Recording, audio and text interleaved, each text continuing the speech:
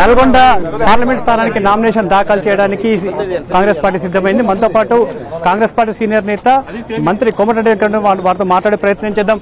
Sir చెప్పండి, నల్గొండ నియోజకవర్గంలో రావినారాయణ రెడ్డి కంటే ఎక్కువ మెజార్టీ రావాలనే ప్రయత్నాలు జరుగుతున్నాయి. ఏంటి, ఎందుకంత ధీమా, ఏంటి ఆ కాన్ఫిడెన్స్?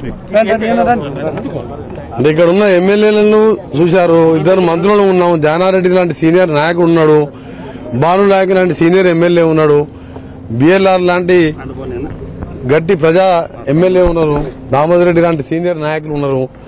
అటువైపు చూస్తే క్యాండిడేట్ లేక ఎవరినో తీసుకొచ్చి పెట్టాలి కదా అని పోటీకి పెట్టినరు. సో ఈ సందర్భంలో మేము చేసిన అభివృద్ధి కార్యక్రమాలు తప్ప 10 ఏళ్లలో నల్గొండ పార్లమెంట్ కానీ నల్గొండ జిల్లాకు కానీ ఎక్కడ ఏమీ జరగలే. మేము కట్టిన నాగాన్సార్ లెఫ్ట్ కెనాల్, నాగాన్సార్ డ్యాము, ఏఎంఆర్పి కాలువలు కానీ డిస్ట్రిబ్యూటర్స్ కానీ మేము తీసినాయి. అందుకనే మన ఎన్నికల్లో ఎమ్మెల్యే ఎన్నికల్లో కూడా రిజల్ట్ చూసాను. చావు తప్పి కన్ను లొట్టపోయినట్టు దోసుకున్న డబ్బుతోనే 3 సార్లు కూడా ఎమ్మెల్యే 10 ఏళ్ళు మినిస్టర్ ఉన్న వ్యక్తి 3,000తో గెలిచిండు. అది మాకు సమయం లేక 1 గంట ప్రచారం పోతే అది కూడా పోతుండే. అందుకనే మాకు నమ్మకం ఉన్నది, జానారెడ్డి లాంటి ఒక నిజాయితీ పరుడు ఎమ్మెల్యేగా మినిస్టర్గా 25 సంవత్సరాల నుండి ఎటువంటి మచ్చ లేకుండా ఇప్పటివరకు జానారెడ్డి మీద ఎప్పుడైనా కామెంట్ రాగా చూసినావా? సరే, ఆయన ఓన్ తిట్టాడు, ఆయన కూడా ఓడి తిట్టారు, కానీ మేమేం తిడతాం, మౌనం తిడతారు వాళ్ళు అని. ఆయన అవినీతికి తావు లేకుండా 25 సంవత్సరాలు మంత్రిగా పనిచేసి నల్గొండ జిల్లా సుపరిచితులైన వాళ్ళ కుమారుడు ఇలా పోటీ చేస్తున్న సందర్భంలో మేమందరం కూడా మా నాయకులు గట్టిగా ఉన్నారు. మాకంటే ఎక్కువ మా కార్యకర్తలు గట్టి వాళ్ళు. వాళ్ళ చేయటం మీ నాయకులు అయినాం. మా కార్యకర్తల మీద నమ్మకం ఉన్నది. అంతటా అందరం 50,000 పైనతో గెలిచినాం. ఇంకొక 20,000 యాడ్ చేసుకుంటే 6 లక్షలు దాటుతుంది. మనం 3,60,000 మన డిఫరెన్స్, మన 3,60,000, ఇంకో 360 వేస్తే 720 అవుతుంది. మాకు కావాల్సిన 620 రావినారాయణ రెడ్డిది, అంతే కదా.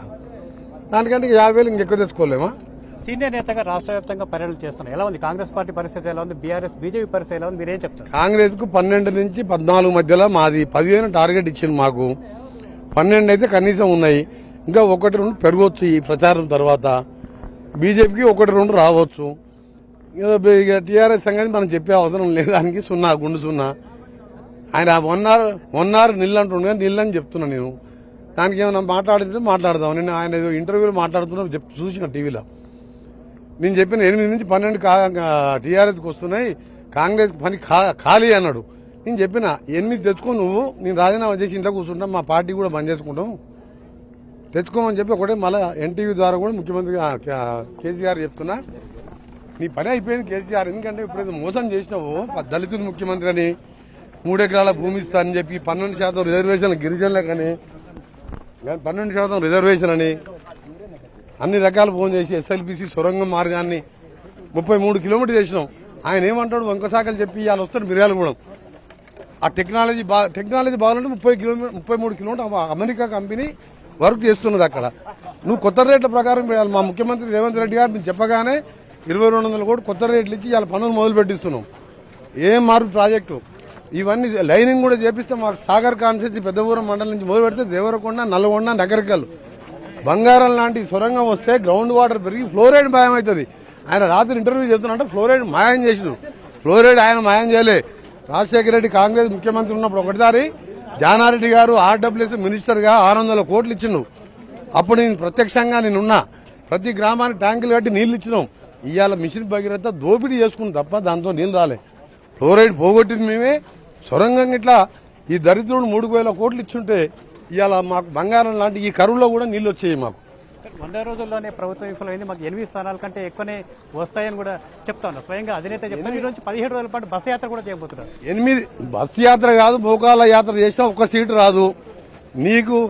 నువ్వే కింద మీద పడి కాళ్ళ వేళ్ళ పడి దోసుకున్న డబ్బు పెడితే 30,000తో ఎమ్మెల్యే గెలిచినోడు గజ్వేల్ల. 10 ఏళ్ళు ఉన్న ముఖ్యమంత్రి ఎవడన్నా ఓడిపోతాడా ఎమ్మెల్యే? కామారెడ్ల ఆయన అంటే 8 సీట్లు గెలుస్తాడంట. కామారెడ్ల ఎమ్మెల్యే ఓడిపోయినోడు ఈరోజు. నేను ఒకటే చెప్తున్నా, నువ్వు 8 సీట్లు తెచ్చుకో కేసీఆర్, నేను 1 లేదా 0 అని చెప్తున్నా. 8 సీట్లు తెచ్చుకుంటే కోమటిరెడ్డి వెంకరెడ్డి మంత్రి పదవికి ఎమ్మెల్యేకి రాజీనామా చేసి ఇంట్లో కూర్చుంటా, వ్యవసాయం చేసుకుంటా, లేకపోతే చారిటీ చేసుకుంటా, ప్రజాసేవ చేసుకుంటా. ఛాలెంజ్ చేస్తుంది ఒకటే మాట. ఓవరాల్ గా నల్గొండ పార్లమెంటు నియోజకవర్గంలో 6 లక్షలకు పైగా మెజారిటీతో కాంగ్రెస్ పార్టీ గెలుస్తుంది. 8 స్థానాల కంటే ఎక్కువ గనక బీఆర్ఎస్ పార్టీకి వస్తే తాను రాజకీయ సన్యాసం తీసుకోవడానికి సిద్ధంగా ఉన్నానంటూ కేసీఆర్ కు సవాల్ కూడా మంత్రి కోమటిరెడ్డి వెంకటరెడ్డి విస్తున్నారు. కెమెరామెన్ బాలుతో విజయభాస్కర్, ఎన్టీవీ, నల్గొండ జిల్లా.